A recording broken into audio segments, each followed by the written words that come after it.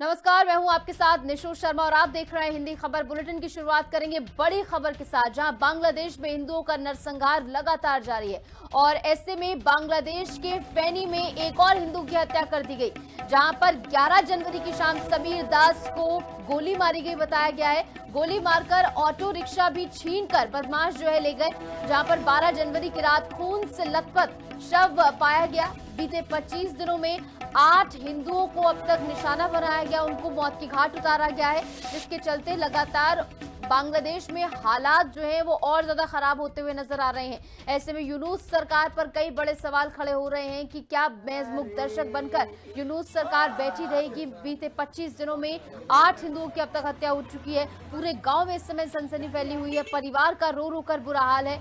25 दिन में 8 हिंदुओं की हत्या, और ऐसे में बड़ा सवाल ये कि आखिर कब तक ये बर्बरता इसी तरह जारी रहेगी। परिवार का इस समय रो रो कर बुरा हाल है और बीते 25 दिनों में 8 हिंदुओं को अब तक मारा गया है। समीर दास बताया जा रहा है कि बदमाश उन्होंने उसे गोली मारी और उसके बाद झाड़ियों से समीर का शव बरामद हुआ। ऐसे में बताया ये भी जा रहा है कि गोली मारने के बाद समीर का ऑटो भी लेकर बदमाश वहां से फरार हो गए। ऐसे में क्या कुछ एक्शन इस पर लिया जाएगा, इसको लेकर ये देखना बेहद महत्वपूर्ण होगा। और ऐसे में परिवार का इस समय रो रो कर बुरा हाल है, कोहराम मचा हुआ है। न्याय की मांग यहाँ पर की जा रही है। हिंदुओं का नरसंहार और यूनुस सरकार की जो इसमें चुप्पी है, उस पर कई बड़े सवाल यहाँ पर खड़े होते हुए नजर आ रहे हैं। और भारत में भी लगातार इसको लेकर विरोध प्रदर्शन देखने को मिल रहा है, जहाँ पर भारत के लोग ये मांग कर रहे हैं, तमाम संगठन वो मांग कर रहे हैं भारत सरकार से कि वो बीच में हस्तक्षेप करे और हिंदुओं के संरक्षण के लिए कदम भारत सरकार की ओर से उठाए जाए, क्योंकि लगातार हिंदू अल्पसंख्यकों पर बांग्लादेश में अत्याचार बढ़ता जा रहा है। जो तस्वीरें वहां से निकलकर सामने आती हैं वो हर एक हिंदू के लिए, हर एक शख्स के लिए बेहद डराने वाली होती हैं। और टारगेट किलिंग जो हो रही है, बताया ये भी जा रहा है कि चुन चुनकर हिंदुओं के घरों को वहां पर आग लगा दी जाती है और इस तरीके से लगातार हिंदू अल्पसंख्यकों को टारगेट किया जा रहा है। बांग्लादेश का अगर आप इतिहास भी देखेंगे तो भारत वो देश है जिसने बांग्लादेश को आजादी दिलाई, लेकिन उसके बाद बांग्लादेश इस तरीके से अल्पसंख्यकों पर अत्याचार कर रहा है और वहां पर हिंदुओं की संख्या लगातार घटती दशकों से नजर आई है। और ऐसे में अब जिस तरीके से खुलेआम टारगेट किलिंग हो रही है, इसको लेकर कई बड़े सवाल खड़े हो रहे हैं। 25 दिन में अब तक 8 हिंदुओं की मौत हुई है, उन्हें टारगेट किया गया है। और मॉब लिंचिंग की जो घटना सामने आई दीपू दास की, उसने सबको डरा कर रख दिया था। 25 दिन में 8 हिंदुओं की अब तक हत्या हो चुकी है। बांग्लादेश में लगातार हिंदू अल्पसंख्यकों को निशाना बनाया जा रहा है और अब तक 8 हिंदुओं की वहां पर मौत हो चुकी है, जहां पर समीर दास, जिसका शव झाड़ियों से बरामद हुआ, बताया गया कि गोली मारी गई है और बदमाश उसका ऑटो लेकर भी वहां से फरार हो गए। ऐसे में कब आखिर ये बर्बरता थमेगी, ये बड़ा सवाल यहाँ पर पूछा जा रहा है, क्योंकि जो खबरें वहां से निकलकर सामने आ रही हैं वो डराने वाली हैं कि वहां पर हिंदू अल्पसंख्यकों को टारगेट किया जा रहा है। इससे पहले भी लगातार जो खबरें सामने आई उसमें भी यही देखने को मिला कि हिंदुओं को लगातार वहां पर टारगेट किया जा रहा है। और ये अभी से नहीं, ये काफी समय से, लेकिन अब जिस तरीके की बर्बरता सामने आ रही है ये अपने आप में बहुत डराने वाली है। ये भयावह मंजर जो बांग्लादेश में देखने को मिल रहा है और खासकर हिंदू अल्पसंख्यकों के खिलाफ जो नफरत बांग्लादेश में पैदा हुई है, जो उन्हें टारगेट करके मारा जा रहा है, इसको आखिर किस तरीके से रोका जाए। भारत सरकार से मांग है लोगों की, भारतवासियों की, कि हस्तक्षेप करे और वहां पर मौजूद हिंदू अल्पसंख्यकों को बचाने के लिए, उनके संरक्षण के लिए कोई ठोस कदम उठाया जाए, क्योंकि अभी तमाम चाहे वो अंतर्राष्ट्रीय स्तर की एजेंसियां, वो इस पर महज मुखदर्शक बनकर बैठी हैं और हिंदुओं को लगातार वहां पर टारगेट किया जा रहा है।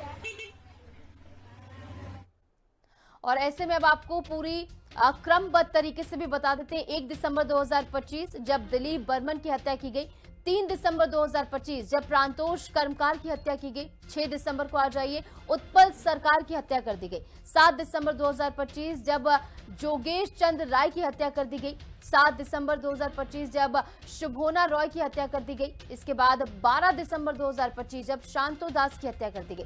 15 दिसंबर 2025 जब रिपन कुमार सरकार की हत्या कर दी गई। 16 दिसंबर को प्रताप की हत्या कर दी गई। और ऐसे में 18 दिसंबर को आप आ जाइए दीपू चंद्र जाल, जिस तरीके की तस्वीरें इस पूरे मामले में निकलकर सामने आई, हृदय विदारक वो तस्वीरें थी। 24 दिसंबर को आ जाइए अमृत मंडल की हत्या कर दी गई और पुलिस की ओर से आरोप लगाया गया कि ये जो है पहले से ही कई सारी गुंडागर्दी की चीजों में जो है इन्वॉल्व था। ऐसे में क्या अगर कोई गुंडागर्दी में इन्वॉल्व होता है तो वहां पर लोग जो है प्रशासन को अपने हाथों में ले लेंगे, कानून को अपने हाथों में ले लेंगे, ये बड़ा सवाल है। अब आ जाइए 29 दिसंबर को जब बाजेंद्र विश्वास का मर्डर कर दिया गया। 31 दिसंबर खोखल दास की हत्या कर दी गई। 5 जनवरी आप आ जाइए राणा प्रताप बैरागी को यहां पर मारा गया। 5 जनवरी 2026 मणि चक्रवर्ती का मर्डर हुआ। 6 जनवरी को मिथुन सरकार की मौत हुई और 11 जनवरी समीर दास को गोली मार दी गई। लगातार हिंदुओं को टारगेट किया जा रहा है बांग्लादेश में और इसको लेकर कई बड़े सवाल अब खड़े हो रहे हैं। और इस बीच हमारे साथ हमारे सहयोगी केशव जुड़ गए हैं ज्यादा जानकारी के साथ। तो केशव, लगातार बांग्लादेश में 25 दिनों में अब तक 8 हिंदुओं को टारगेट किया गया है। लगातार वहां पर ये घटनाएं सामने आ रही हैं। यूनूस सरकार पर इस मद्देनजर बड़े सवाल खड़े हो रहे हैं। देखिए, लगातार जिस तरीके से पहले दीपू दास और उसके बाद ये सिलसिला रुकने का नाम नहीं ले रहा है और लगातार हिंदुओं के साथ वहां अत्याचार हो रहा है और हर सप्ताह एक ऐसी खबर निकलकर सामने आ रही है जिसमें हिंदुओं के साथ हत्या की खबरें निकलकर सामने आ रही हैं। वहां के जो स्थानीय लोग हैं जो अल्पसंख्यकों पर लगातार अत्याचार कर रहे हैं, ये वो कौन लोग हैं जो लगातार हिंदुओं को टारगेट करने की कोशिश कर रहे हैं? क्योंकि कल जो घटना निकलकर सामने आई, समीर जो एक साधारण ऑटो रिक्शा चालक है, उसके ऑटो से उससे लूटपाट की गई और उसकी हत्या कर दी गई।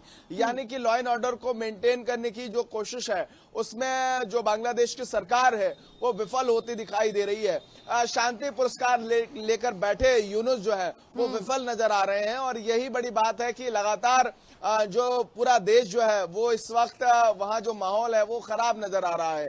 भारत के जो है विदेश मंत्री वो वहां गए भी, लेकिन उसका कोई असर नजर नहीं आया और ना ही कोई स्थिति संभली है। और आखिरकार कब तक ये जो तमाम हिंदू हैं उन पर नरसंहार होता रहेगा और वो कब तक अत्याचार सहेंगे, इसका जवाब लगातार पूरा जो अलग अलग देश है जहां हिंदू अल्पसंख्यकों को लेकर चिंता है वो जरूर पूछ रहे हैं। क्योंकि आखिरकार उनका गुनाह क्या है जिसकी सजा उनको मिल रही है? क्या वो बांग्लादेश में अल्पसंख्यक हैं? क्या वो बांग्लादेश में हिंदू हैं इसलिए उन पर इस तरीके का अत्याचार किया जा रहा है? और जो यूनिस सरकार लगातार इस बात का दावा कर रही है कि हमने शांति व्यवस्था कायम कर ली है, अभी सत्ता में आए चंद दिन हुए हैं और ये माहौल बांग्लादेश का है। सवाल बांग्लादेश की सरकार से भी है और सवाल भारत की उन तमाम लोगों से है जो हिंदुओं की संरक्षण की बात करते हैं और उन तमाम राजनीतिक दलों की भी है जो बांग्लादेश में भारत के प्रभाव का कसीदे पढ़ते हैं। आखिरकार कब तक ऐसी घटनाएं होती रहेंगी? और जब ये घटना हुई उसके बाद भी